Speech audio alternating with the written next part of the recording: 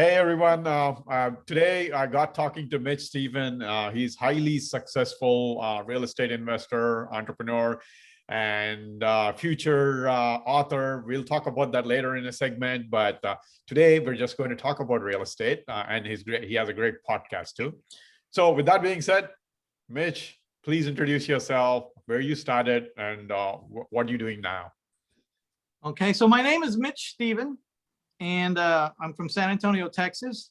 I have purchased a property or a house in general every 4 to 5 days in or about my hometown for over 2 decades. So it's about 100 houses a year, over 2,000 houses. You know, who's counting?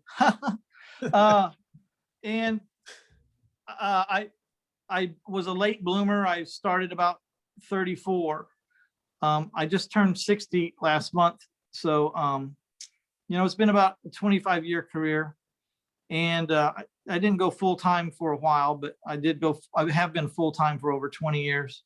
And I mostly specialize in buying houses with OPM or other people's money, and then owner financing them to my buyer at 2x for 30-year fixed 10% loan.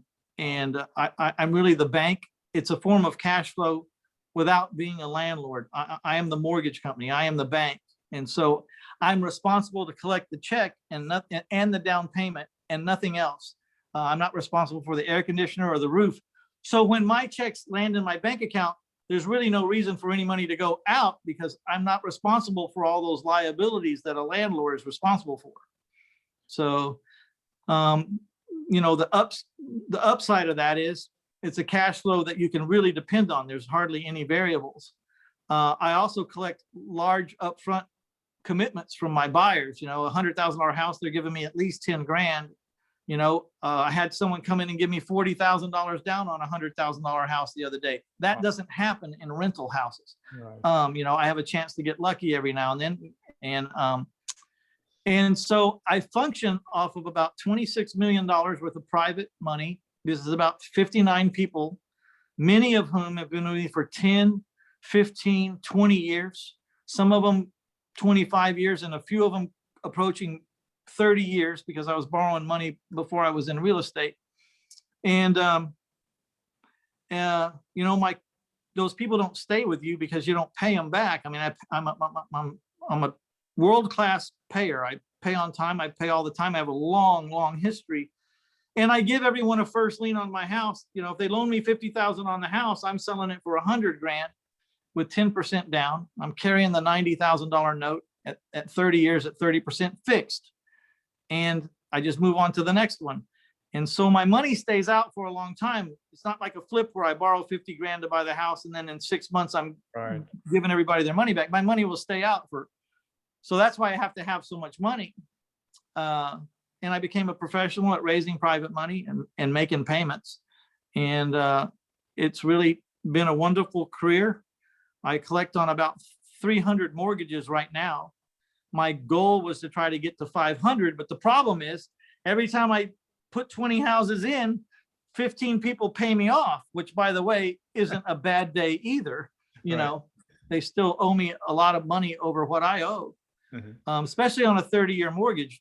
People can pay you for 3, 4, 5, 6, 7 years. They really haven't reduced the balance all that much. Right. That's why I like 30-year mortgages, is because they don't decrease fast in the first years, So, right. And that's my story. I'm the author of 3 books. The series, My Life in 1,000 Houses. Nice. The first one's Failing Forward to Financial Freedom, which was a story about how a dummy, me, learned how to buy 100 houses a year, and all that went with that. It's actually the story of what happens after the Get Rich seminar. This is what really happens. So let me show you. They didn't tell me about this crap. They only showed me the big check in the boat and the dancing girls, but they didn't show me about this tenant that tears your damn house down. So I had to go into all that, holy crap, why didn't they tell me about that? I guess they couldn't sell a course if they told me about all that crap. And then I did My Life in 1,000 Houses, 200 plus ways to find bargain properties, because after my first book, where in my one of my third year, I bought 150 houses. Everyone wanted to know, how in the hell do you find so many houses? So I thought, well, there are so many people asking that question. I thought I'd just tell everybody. And then I got to the book I really wanted to write, which was My Life in 1,000 Houses, The Art of Owner Financing. Nice. And I talked to people about my niche and how I do it. Awesome. Wow. Okay. That's a lot of books. Well, I mean, that's a lot of value right there. So, look at his books. Well, with that being said, you also have a podcast also going now. So who would you like to connect, and who would you like to reach out, or who can you help? Obviously, anybody looking for seller financing type of property, obviously you can teach them, right? What does that look like? Who would you like to connect? Well, so first I'd like to connect with the relatively new investors out there. I can, get some inspiration and figure out where to start or how to start. I do teach, but I'm not a millhouse. I'm pretty closely held, and I only wanted to, charge for teaching to people that I think I can help. If I don't think I can help you, I don't care. To me, it's not really about the money anymore, because I know this will sound very foreign to some people out there that haven't made it yet, but there's a point in your life where it can't be about the money anymore. You got to have a higher reason, because another $1 million in my bank account won't change anything about what I eat, what I drink, what I drive, where I live, who I'm going to hang out with. It's not going to change anything. So, matter of fact, one of the most depressing days of my life was when I had made more money than I thought I would ever make in my life, more than I ever dreamed of.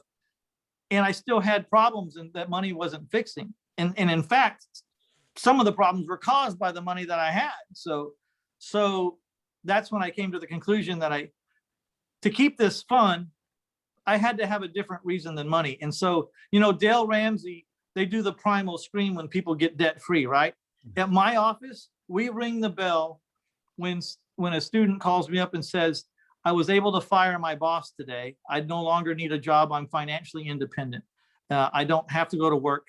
And that's what, I don't know why that turns me on. But I think the reason it turns me on is because I think getting financially free, even at the most modest level, like when I was financially free, I used to think that was a word that rich people used. If someone's financially free, they're rich. No, I only needed $3,500 a month to be financially free and not have a boss. And that's a long ways from rich. But what it did was, it was like the first step. Because I didn't have a boss, I had freed up 2,600 hours a year that I could work on yours truly and my family and be who I'm supposed to be. So why I'm so happy to teach, why I want to teach people to become financially independent, because I know how freeing that is. Once you don't need a boss, that 2,600 hours a year allows you to become what you're supposed to be in this world, whatever that is. And it may even take you a while to find it, but you'll have 2,600 hours a year to find it, and that's what turns me on. Awesome. Well, I mean, that might actually answer my next question, but I'll still ask anyway. What inspires you to get up? You're doing, seems like amazing things right now and helping a lot of people in a lot of different things. So I'm assuming that's the inspiration, but I'll ask you, what inspires you to get up and do what you do every day? Everyone says, the common question, well, if you have so much money, why do you still do podcasts? Why do you teach? Why do you, there's a long list of reasons, and some of them are, I don't want to say embarrassing. They're not embarrassing, but a lot of people might not say it out loud. I'll say it out loud. One of the biggest reasons is an energetic man with more money than he needs and nothing but time will find very aggressive demons.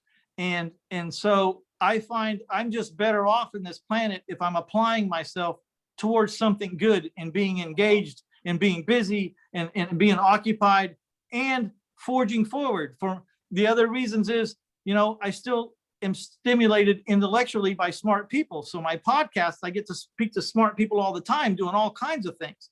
And then I get to introduce the audience to those people. And maybe that guy's where you find your financial independence, not through me. Maybe what he's doing is what you need to do. I don't care where you find it on my podcast. My job on my podcast is to try to get you connected with some kind of income stream that allows you to be financially free. And if I'm the guy that you want for your coach, that's great. But if it might be, I just interviewed someone who does online third-party selling for Amazon that knows how to make a small fortune if you want to, and he knows how to teach it, or she does.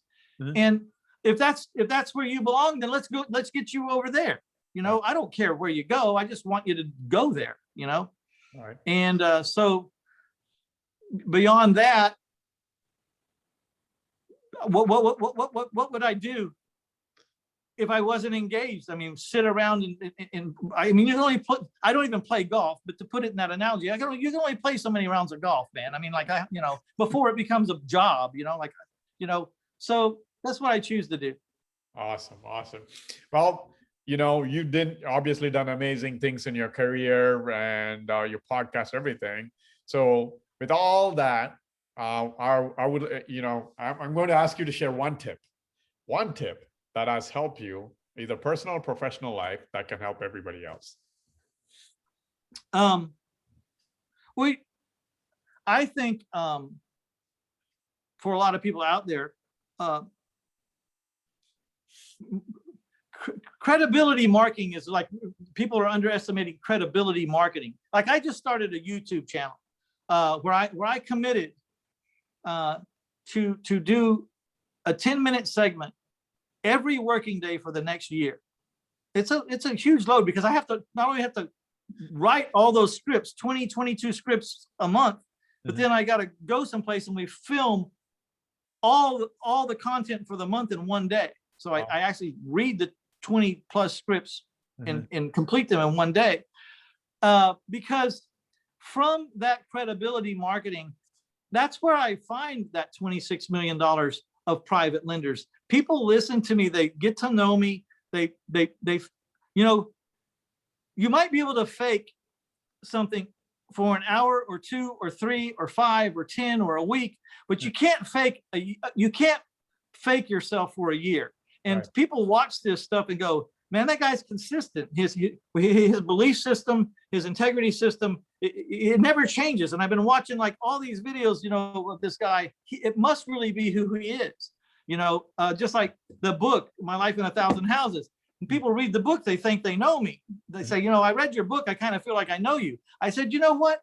If you read my book, you really do know me, probably better than some of my close friends, because I sold things in this book that I never told my close friends, and I wrote an honest book.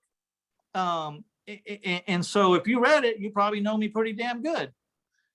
Gotcha. Awesome. All right.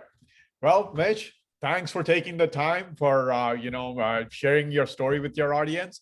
And I'll be posting whatever Mitch has, his books, links, and any websites I got.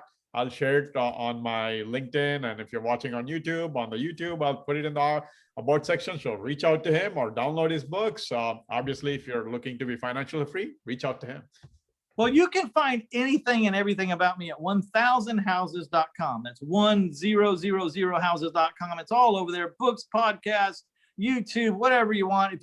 If you're looking for a place where you can loan your money and get a decent rate of return from a guy who has a track record for 25 years and millions of dollars I've paid back to people with references, you can go there and do that too. Whatever I can help you with, I'll tell me what you need. If I can help you, I'll say yes. If I can't help you, I'll say no, and maybe I know someone who can. Awesome. All right. Thanks, Mitch. Thank you.